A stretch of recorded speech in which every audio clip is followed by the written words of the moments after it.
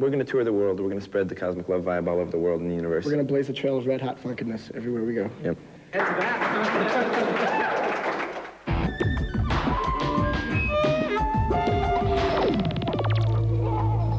There's been times when we've flat out sucked, and there's been times when we've made asses of ourselves, and there's been times when we've been great, you know? But, you know, here we are, 12 years later, and we're still doing our thing. It's kind of crazy.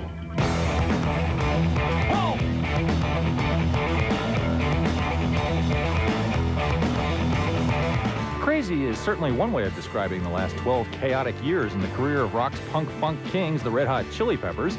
Now, with Dave Navarro, their seventh guitar player on board, the group has unveiled a new album, One Hot Minute, and something of a new sound, too.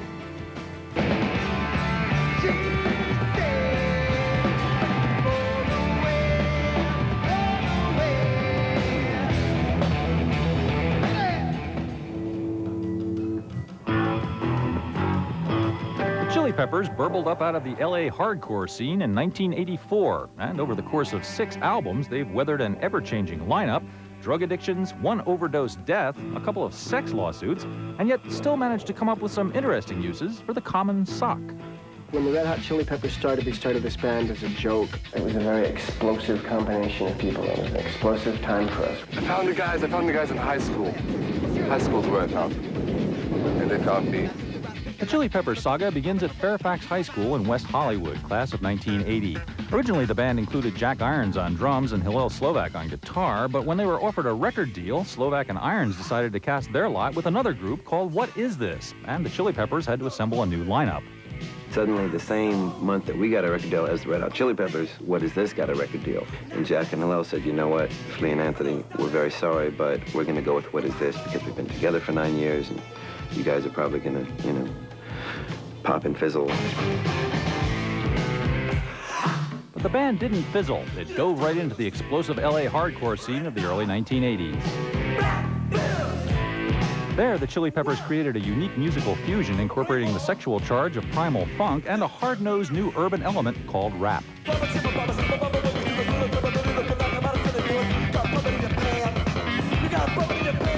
We play bone-crunching mayhem funk. We play it hard, and our motto is always play like you have a big... The band built its fan base on volcanic live performances and quickly attracted the allegiance of Southern California's skateboarding subculture. The basic attitude was punk, funk, and lots of skin.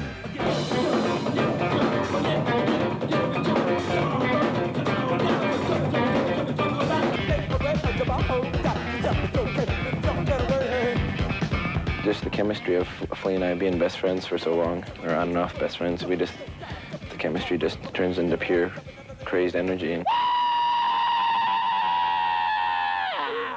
we've got a record. The record comes out on August 18th. It's called The Red Hot Chili Peppers. It's going to be the wildest, craziest, zaniest, movingest, groovingest thing you ever heard. It's an explosion of color and sound. It'll boggle your mind and bedoozle your booty.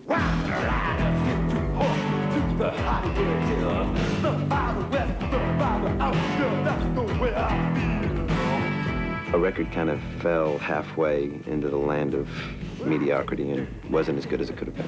That I think the songs on it are really good, and we had like a really intense, fiery emotion at that time, and we didn't capture it at all. Now for the second record, Hillel Slovak decided to quit What Is This and come play music with us, which was grand. He and I and Anthony had a special bond that could never be replaced by anything. We just love each other, you know. I don't think we could stay away from each other for too long. We were extraordinarily close. We fired the first guy, or the second guy who played on the first record, who was actually the third son of the former daughter involved with the cousin that actually invented electricity, but I forget exactly who the mom was. The Chili Peppers' purest funk statement was recorded with visionary producer and Parliament funkadelic legend George Clinton. I got to live with George Clinton, and we had a really wild, crazy time.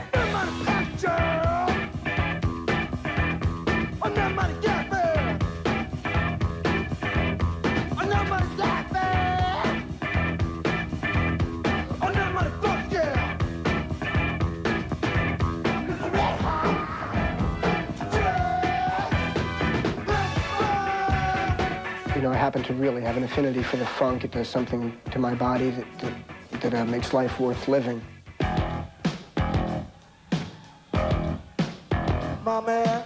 So we just got little tastes and inklings of funk along the way, but the more we got exposed to it, the more I think we intuitively recognized that it had a very powerful emotional and physical effect on the human body. Lyrically, the Chili Peppers were committed to the subject of sex.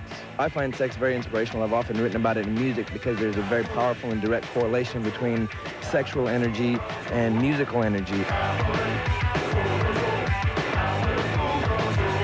For their third album, the Chili Peppers' old high school pal Jack Irons returned to the drum chair, thus reuniting the original band. We got the original lineup back. We got Jack Irons back. We have this one song in this record called Organic Anti-Beatbox Band. You weren't supposed to be a band of rap, you're supposed to have turntables and drum machines and stuff. And at the time, I was so anti that stuff, I was like, it's not organic, there's no live music on it. Jam is good, but now we jam with the uplift, boom, boom, how do you play? With the organic anti-beatbox band. This is like the last record we made with Hillel. This is a mighty fine record. The Chili Peppers had never been strangers to drugs, and by the spring of 1988, both Anthony and Hillel had become heroin addicts. They kicked for a while, but Hillel secretly relapsed, and on June 27th, he was found in his apartment, dead of an overdose. No one gives you a manual for this when you're a kid. You just sort of figure it out as you go along, and sometimes things happen too quickly and too tragically for you to ever gain the experience that it takes to get over that hump and on to a new way of dealing with this pain. Perhaps a more spiritual way of dealing with the pain. Hillel was one of the closest friends I've ever had in my life. A complete brother, soulmate, the kind of guy that understood things about me that will never be understood again, since he died. He's been dead for almost 7 years. And I look back in my memory at things that he did and said and created, 10 years ago that I didn't understand at the time. But now, I'm just now getting it. Now it makes sense to me 10 years later. So he was sort of like 10 years ahead of me in a lot of areas. My lovely man.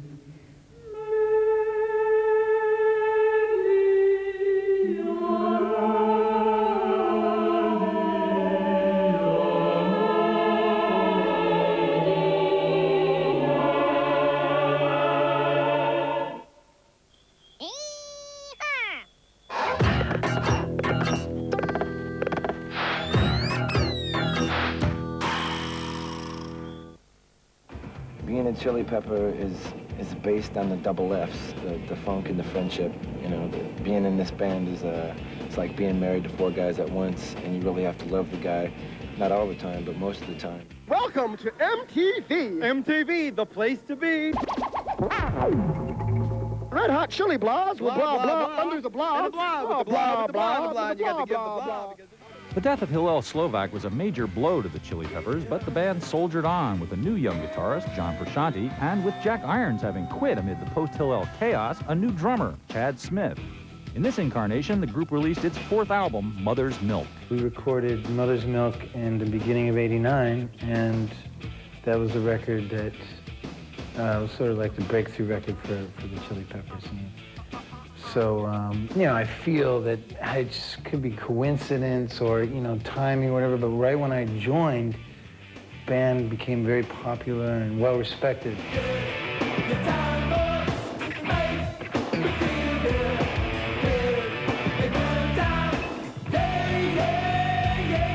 Chad Chad Smith is a very big guy. He's 6'3". I like to refer to him as a very wild, psychedelic herd of stompeding rhinoceroses on the drums. First record, John Frusciante joined the band, amazing young kid. We'd find this kid on guitar who just wails, you know, who just is musically knowledgeable. John Frusciante was a huge Hillel Slovak fan and a student of Hillel, more or less. And after a while, as you know, he was in the band, he started developing his own sense of aesthetics and his own sense of creating art, and it was a really good thing, and he ended up writing some really great music with us. I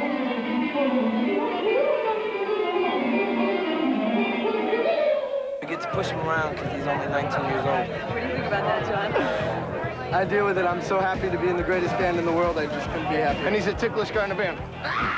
We had our first, like, semi-hit, Higher Ground. It's the first time we sold any records. Stevie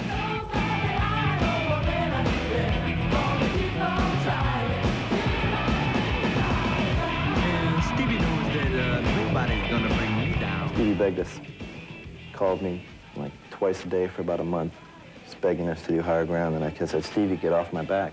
You know, I don't have time to cover your song. I've got my own songs to be playing here. And Stevie, his persistence was rather amazing. And after he decided to pay us a substantial amount of money to cover his song, we finally agreed.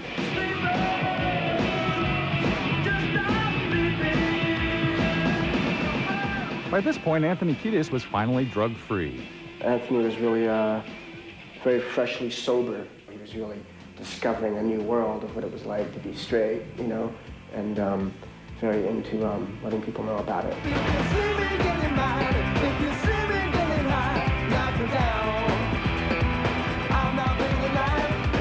Mother's Milk went gold, the Chili Peppers' first real hit.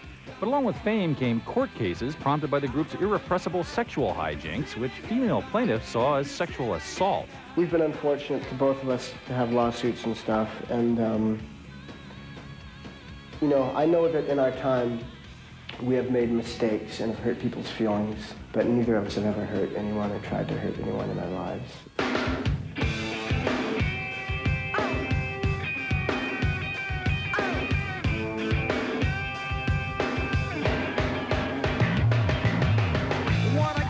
In an unprecedented move, the Chili Peppers did not change their lineup for their next album, Blood Sugar Sex Magic. We're making a record here in this house. It's the first time that we've ever made a record with the exact same lineup twice in a row. The group did, however, change labels and producers, bringing in rap and thrash guru Rick Rubin. If Baron von Munchausen had ejaculated the four of us, being the Red Hot Chili Peppers, onto a chessboard, I would have to say that Rick Rubin would be the perfect chess player. What I got, you got to give it to your mama.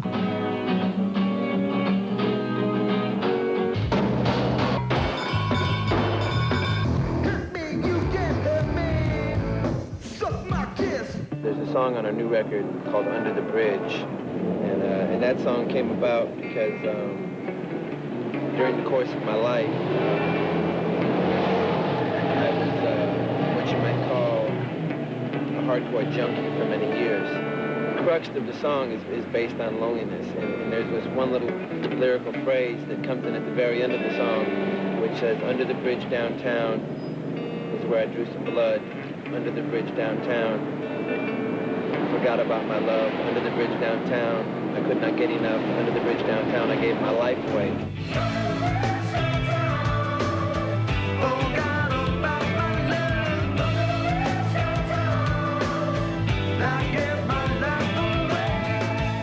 This is the record that made us all millionaires, you know. It changed from being like regular guys to being guys that had $1 million, you know, which makes it different, you know. And we went and toured our asses off. Have fun, boys. My kiss.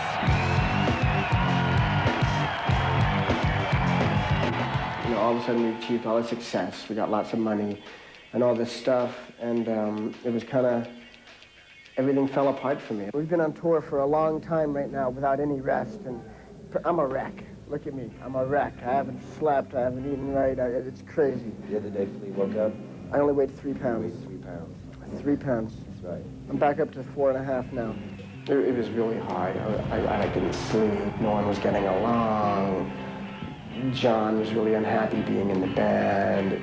the record's still good. Touring for it was rough. It's kind of sad. Exhausted and unhappy, John Frusciante quit the Chili Peppers very suddenly midway through the band's 1992 world tour. We were just lost. We were completely lost and struggling to keep things going like we've always done. And I guess in the back of our hearts, we knew that somehow it had to work out.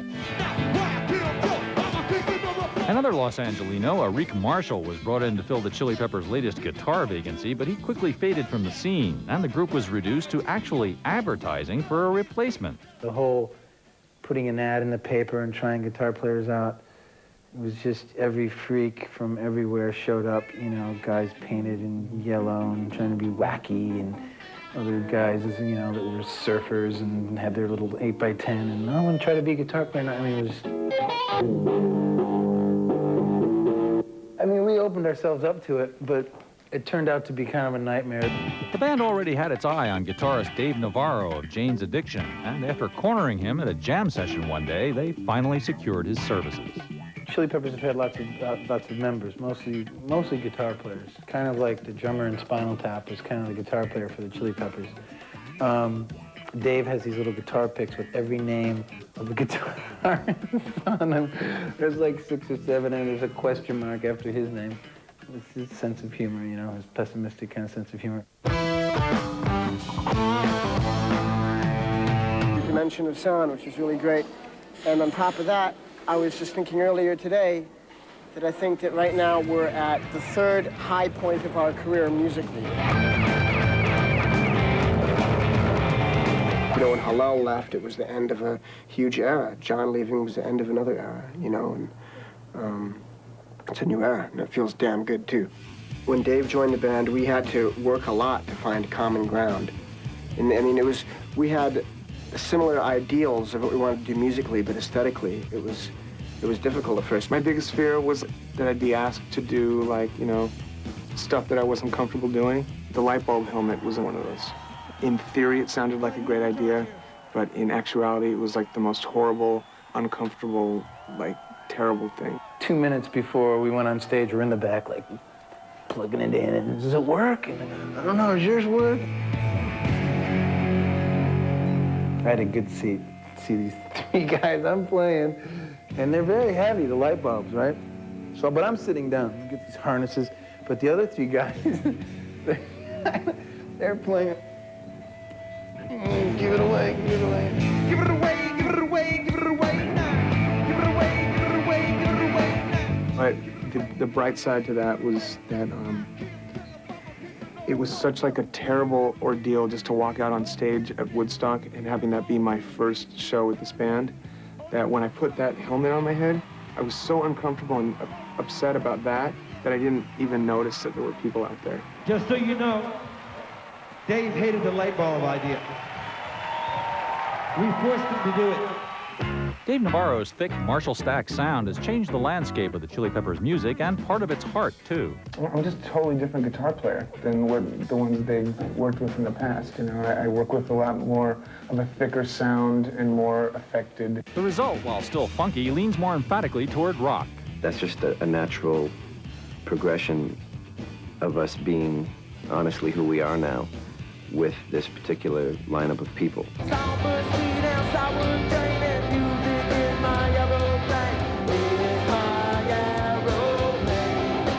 Having helmed the mega-successful Blood Sugar Sex Magic, producer Rick Rubin was called in once again for One Hot Minute. Their historical experience has been really first as a funk band. Starting with the last record and really coming into fruition in this record is developing the more melodic side of the band. I think overall feel of the album is kind of a darker one than the Chili Peppers are used to having.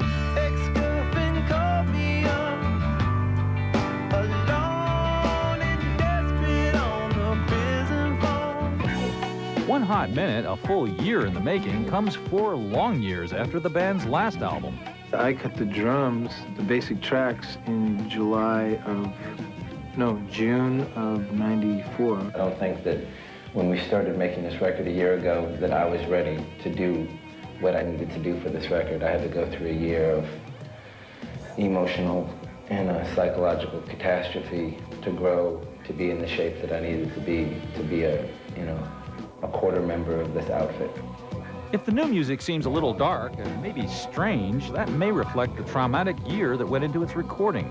It's about getting through those extra deep, super thick piles of difficult bullshit that one might encounter in the process of living this life and actually making it through to the other side. The first single is a song called Warped, and it goes, "Warped!" like that. Scared you over there.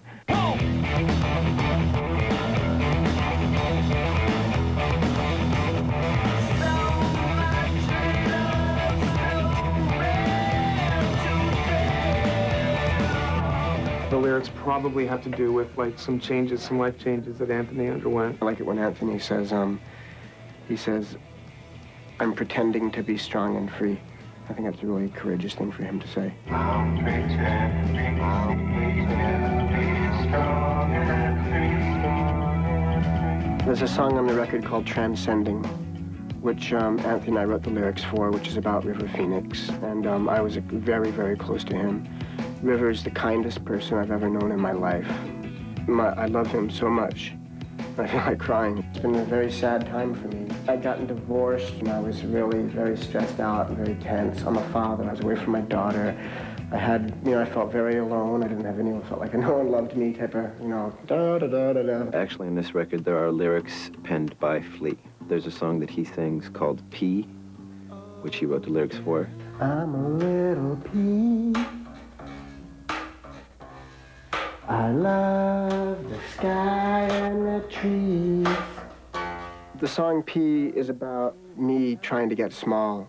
Basically, it's like, that's when I'm happiest, is when I feel the humblest. I'm a pacifist, so I can keep up. Outstanding lyrics. The Chili Peppers' new music may seem more serious, but the band's promotional strategy remains the same. Attention shoppers. I hate band photos. They suck. But of course, Warner Brothers really wants you to do a rock band publicity photo so they can send it out to the newspapers and stuff. So instead of doing that, we just went to Kmart and took photos as a family would. In fact, we all had different members of the family that we were playing. Dave played the disgruntled teenage girl who's just really not happy in the family, doesn't like her parents, you know, is into a much darker side of life and misunderstood. And he played that character very well.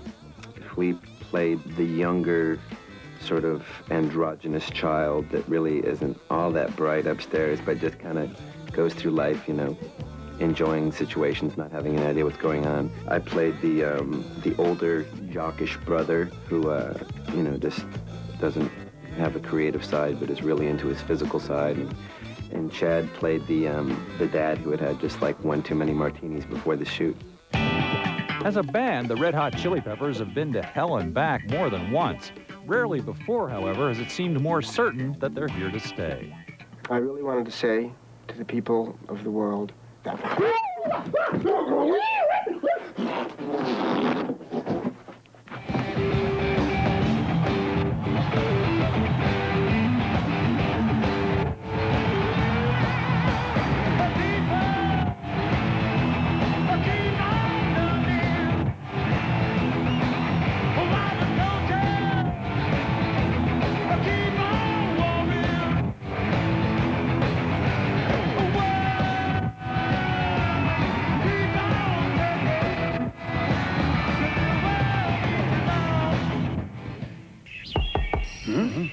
What's that?